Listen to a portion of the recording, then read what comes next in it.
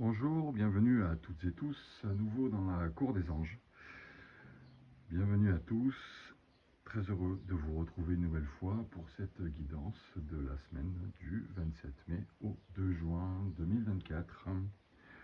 Deux choix se proposent à vous pour les messages de vos anges, de vos guides. Tout ça mêlé par ces volutes de Palo Santo que vous voyez passer devant l'écran. Deux choix donc qui sont constitués par différentes cartes d'oracle. La première qui est dessous, en fait, celle-ci, c'est l'oracle qui s'appelle Murmure de guérison. Magnifique oracle. Murmure de guérison. Nous irons ensuite chercher des cartes dans l'oracle du messager. Toujours de très beaux oracles. Et pour finir, dans la lumière, avec le message lumière. Voilà. Vous avez le choix pour vous repérer donc soit cette calcite orange en forme de pyramide ou cet œil du tigre que vous devez aussi très bien connaître. Donc nous allons commencer par le premier choix et voir ce que nous dit cet oracle des murmures de guérison à travers cette première carte. Choisir le bonheur. Magnifique. Choisir le bonheur. Si vous voyez, cette femme est très souriante, entourée d'animaux, de cerfs, de biches. Voyons ce que nous dit cette carte. Merci encore à tous de me suivre. Vous avez été nombreux à regarder ma dernière vidéo pour la lune, la pleine lune qui vient de passer de cette fin de mois de mai. Et donc, nous allons voir ce que nous réserve cette dernière semaine du mois de mai, en commençant par cette carte du premier choix, choisir le bonheur. Le véritable bonheur vient de l'intérieur. Il est difficile d'être heureux quand les pans de votre vie se désagrègent. Quand vous devez affronter une crise, cherchez des moyens alternatifs de gagner en énergie et de vous apaiser. Ayez conscience de ce qui vous réconforte. Devenez-vous boulimique? Buvez-vous de grosses quantités de café ou faites-vous des achats compulsifs? En réalité, ces activités sont contre-productives pour obtenir le bonheur. Elles vous réconfortent sur le moment, mais vous font régresser à la longue. Il est difficile d'être heureux quand vous êtes tendu, dépressif ou incapable de vous exercer physiquement. Vous vous sentez perdu, sujet au désespoir, comme si vous ne deviez jamais vous en sortir pour réaliser vos rêves. Les circonstances de votre vie ont peut-être changé, mais il est important de trouver quelque chose de nouveau qui puisse vous absorber complètement. J'étais en train de regarder les superbes volutes du Palo Santo. Appréciez les bons moments, les belles journées et les bienfaits que la vie vous offre. Arrêtez-vous une minute pour réfléchir au clin d'œil de joie qu'elle vous apporte régulièrement. Être heureux peut demander de travailler dur pour obtenir un résultat. Observez votre situation avec pragmatisme. Affrontez la réalité de vos incapacités et limitations et sachez que vous pouvez être heureux malgré tout. Faites un petit pas chaque jour pour sentir votre bonheur sous contrôle. C'est à vous d'affirmer votre joie. Une déesse aux couleurs de l'arc-en-ciel marche avec assurance. Son visage rayonne de joie tandis qu'elle avance dans un pré d'herbes luxuriantes. Une multitude de papillons la suivent, comme s'ils la poussaient sur son chemin. Il y a de nombreux coups de pouce énergétiques pour vous encourager et vous inciter au bonheur. Des animaux marchent avec la déesse, totalement à l'aise dans son aura. Lequel avez-vous remarqué le premier?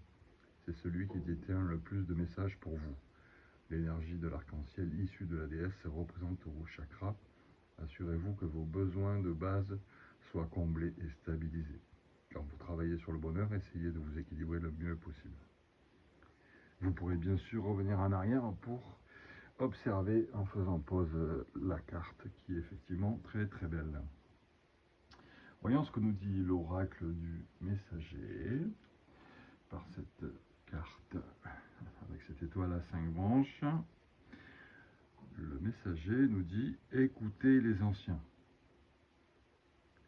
Écoutez les anciens. Alors, que nous disent les anciens?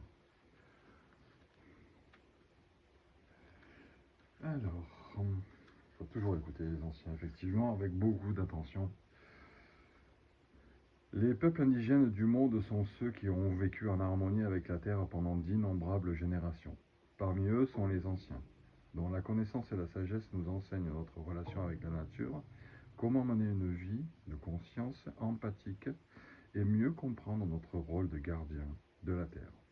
Ils peuvent nous enseigner la sagesse qui consiste à ne prendre que ce dont nous avons besoin, à gaspiller peu et à honorer tous les sacrifices accomplis, afin que nous puissions vivre et croître. Écoutez la sagesse des anciens, tirez profit de leur connaissance, de leur savoir et de leur tradition. Toujours très intéressant d'écouter, comme on les appelle, les anciens. Il n'y a rien de péjoratif et bien au contraire, c'est très souvent lié à la connaissance et à la sagesse. Pour finir avec cette lumière qui nous parle d'équilibre. Équilibre. Je retrouve l'équilibre entre mon travail sur la terre et ma spiritualité. Je suis la relation parfaite entre la terre et le ciel, le physique et l'invisible. Je travaille sur mon évolution en temps calme tout en demeurant conscient de ma présence au sein d'un monde concret. Je suis un tout. On voit qu'il y a une forte connexion. Il est beaucoup... La Terre est évoquée dans toutes ces cartes. La relation à la Terre est importante, évidemment, tous les jours. D'avoir une pensée pour celle-ci qui nous a fait naître et qui nous permet de vivre ce jour. Sans elle, nous ne pourrions effectivement pas survivre ni connaître la vie, bien évidemment. Alors pour ce second choix matérialisé par l'œil du tigre, on va commencer par les murmures de guérison qui nous dit rumination. Ah, ça c'est parfois un passage quand on change d'optique, pas forcément de vie, mais de manière de faire, peut-être un peu ruminer, puis on va passer à autre chose. C'est pas très très positif la rumination, mais bon, il faut éviter qu'elle dure trop longtemps, je pense. C'est en tout cas mon avis. Voyons ce que nous dit plus précisément cette carte. Rumination. Rumination. Alors, remarquez comment vous captez l'énergie autour de vous. Avez-vous tendance à vous immerger dans une énergie stérile? Prenez-vous des responsabilités dans une situation qui ne vous concerne pas? Vous reprochez-vous des circonstances que vous ne pouvez contrôler? Cela peut aller jusqu'à endosser la responsabilité du mauvais temps ou de la méchante humeur d'un voisin.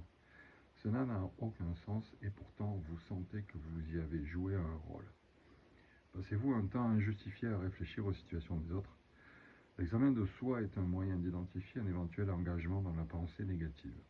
La négativité se manifeste dans un discours de dénigrement ou de désapprobation de soi. Vous pouvez le faire inconsciemment. Cela peut passer par une touche d'autodérision qui invite les autres à rire de vos dépens, ce qui les met au-dessus de vous.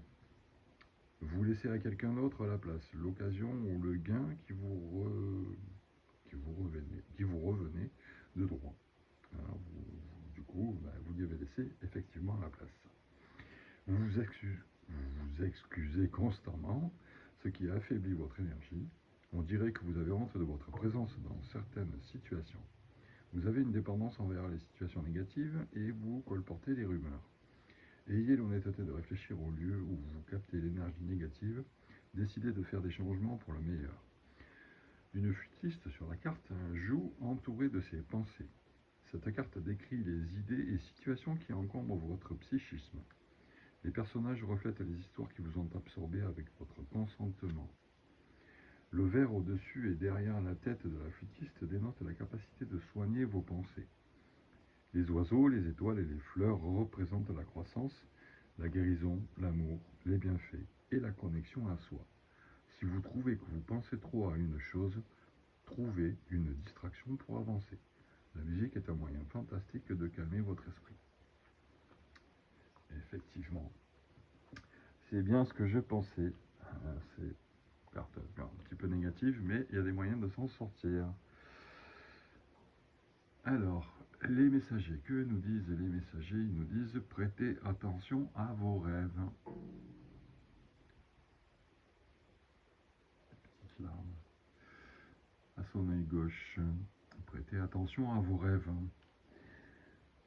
Et plus précisément, lorsque l'on prête attention à ses rêves, on peut peut-être mieux comprendre ce qui se passe après dans la journée.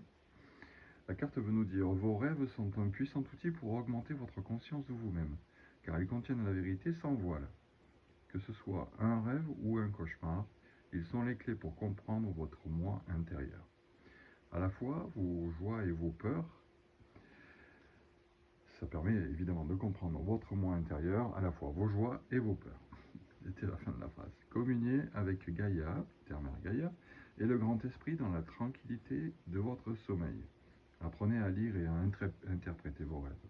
Écoutez ce qu'ils vous disent, prêtez attention à ce qu'ils vous font ressentir. Soyez attentif à ce qu'ils révèlent et apprenez qui vous êtes et qui vous espérez être. Ah, on est quand même beaucoup dans les pensées là, dans ce deuxième choix. On est encore en train de se chercher. Et cette carte lumière nous dit « Je suis santé. Chacune de mes cellules se régénère et resplendit de lumière. J'accueille en moi l'amour divin et le laisse s'infiltrer en chaque parcelle de mon corps. Je respire la vie et l'énergie circule en toute liberté. Je suis éternelle jeunesse. » C'est tout ce que je vous souhaite. Merci de m'avoir suivi pour cette guidance de la semaine. J'espère que cela vous aura plu. Si c'est le cas, vous pouvez mettre un petit pouce, un commentaire. Voilà. J'essaierai de vous mettre un lien. Je suis aussi à la fois sur YouTube et Instagram. Donc je mettrai les liens à chacun. Merci encore. Une très très belle semaine. À très bientôt dans la cour des anges.